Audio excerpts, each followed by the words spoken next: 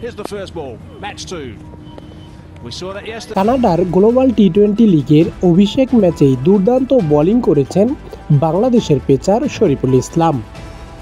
এই দিন প্রথমে টসে জিতে ফিল্ডিংয়ের সিদ্ধান্ত নেন শরীফুল ইসলামের দলের ক্যাপ্টেন সাকিব আল হাসান।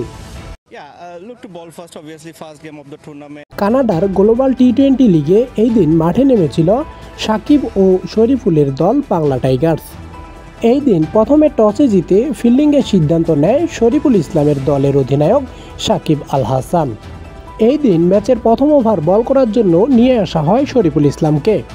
কানাডার গ্লোবাল টি-20-র এই ম্যাচে নিজের প্রথম ওভারে 3 রান দিয়ে শুরু করেন শরীফুল ইসলাম। নিজের দ্বিতীয় ওভার বল করতে এসে কোনো রান দেননি, নিয়েছেন মেডিন ওভার। শরীফুল ইসলামের বলে কাঁপতে দেখা গিয়েছে প্রতিপক্ষ ব্যাটারদের।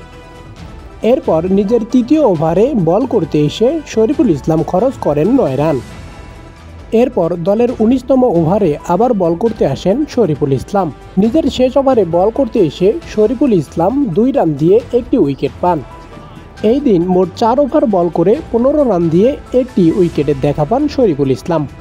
দুর্দান্ত বল করার পরও তার দলকে হারতে হয় 33 রানে।